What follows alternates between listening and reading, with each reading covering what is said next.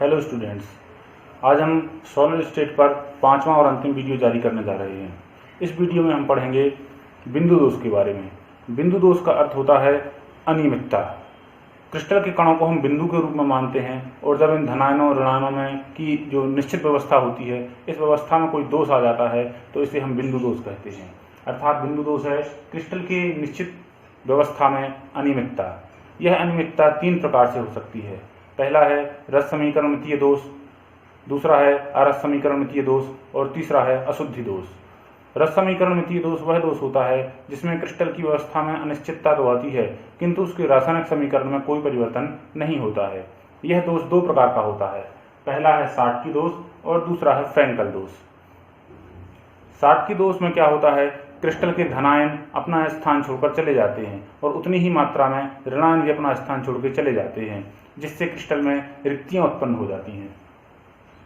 तो इस संरचना में हम देख सकते हैं निश्चित क्रम में व्यवस्थित आयन हैं, जिनमें से एक धनायन अपना स्थान छोड़ के चला गया है और एक ऋणायन अपना स्थान छोड़ के चला गया है। इस स्थिति में क्रिस्टल के घनत्व में कमी आ जाती है। दूसरा जो दोष है वो है फ्रैंकल दोष। फ्रैंकल दोष में क्या होता है, क्रिस्टल के आयन अपना स्थान छोड़कर किसी अंतराकाशी रिक्तिका में चले जाते हैं। अंतराकाशी रिक्ति अर्थात क्रिस्टल के आयनों के मध्य में जो रिक्त स्थान होता है उन रिक्त स्थानों में चले जाते हैं।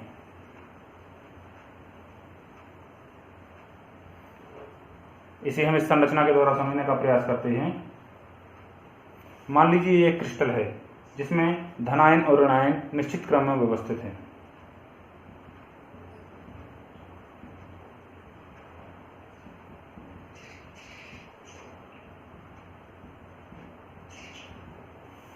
अब यदि इस क्रिस्टल में कोई धनायन अपना स्थान छोड़ के बीच की रिक्त स्थानों में चला जाता है, इन रिक्त स्थानों में यदि वह चला जाता है तो इस दोष को हम कहते हैं फ्रैंकल दोष।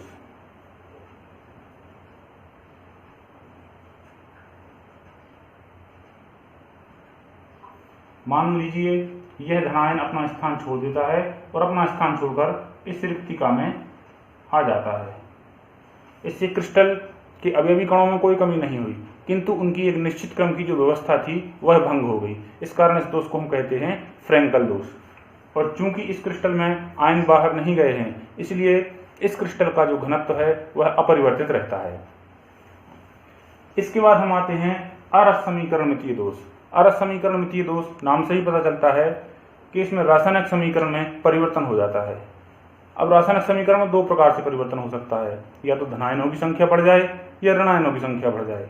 धनायन सामान्यतः धातु आयन होते हैं, अतः जब धनायनों की संख्या बढ़ती है तो इसे हम कहते हैं धातु आधिक्य दोष।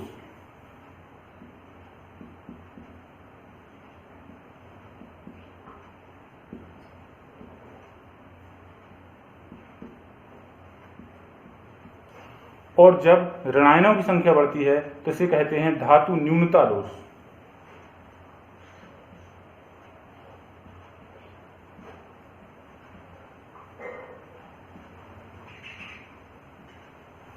अब ये दोष भी दो प्रकार के होते हैं। सबसे पहले हम देखते हैं धातु आधिक्य दोष। धातु आधिक्य दोष दो कंडीशन में बन सकता है, या तो अतिरिक्त धनायन कहीं बाहर से क्रिस्टल के अंदर आ जाएं या क्रिस्टल के ऋणायन क्रिस्टल को छोड़कर बाहर चले जाएं। तो सबसे पहली स्थिति बनती है अतिरिक्त धनायन के कारण उत्पन्न धातु आधिक्य दोष। पहली स्थिति है अतिरिक्त धनायन।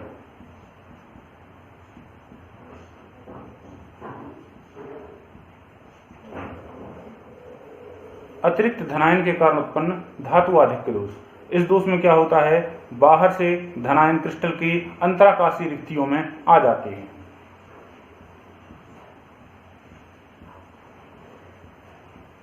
जैसे यह एक क्रिस्टल है, सामान्य क्रिस्टल है, और जब इस क्रिस्टल के अंतराकाशी स्थानों में बाहर से कोई धनायन आ जाता है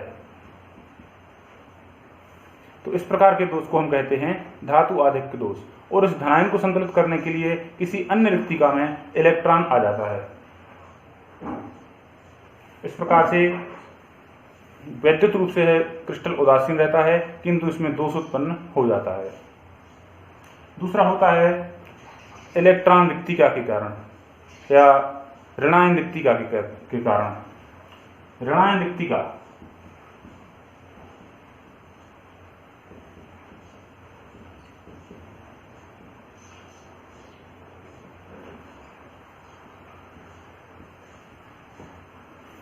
यह एक क्रिस्टल है जिसमें धनायन और ऋणायन एक निश्चित क्रम में व्यवस्थित हैं।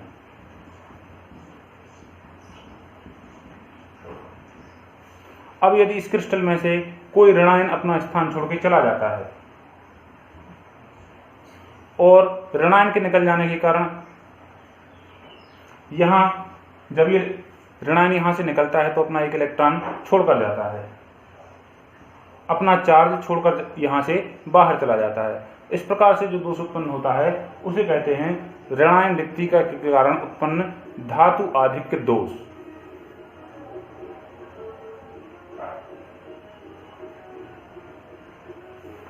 उसी प्रकार से हम देखते हैं धातु न्यूनता दोष। धातु न्यूनता दोष का अर्थ होता है धनायन की कमी होना। तो इसमें भी दो स्थितियां बनती हैं। पहली स्थिति तो है अतिरिक्त ऋणायन के कारण। जब अतिरिक्त ऋणायन क्रिस्टल के अंदर आता है तो धातु न्यूनता दोष आ जाता है, किंतु ऋणायन का आकार इतना बड़ा होता है कि वो अंतराकाशीय रिक्तिका में नहीं समा सकता, अतः यह दोष क्रिस्टलों में नहीं पाया जाता है। और दूसरा दोष होता है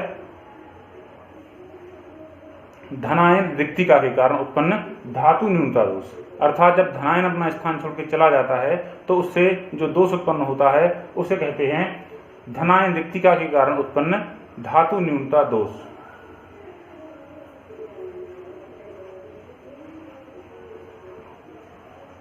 इस दोष में हम देखते हैं कि कोई धनायन अपना स्थान छोड़ के चला जाता है,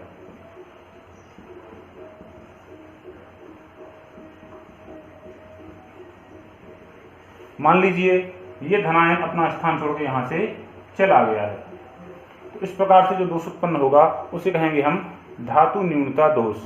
और चूंकि धनायन की कमी हुई है अतः यह अपना किसी अन्य धनायन पर अतिरिक्त धनावेश उत्पन्न हो जाता है।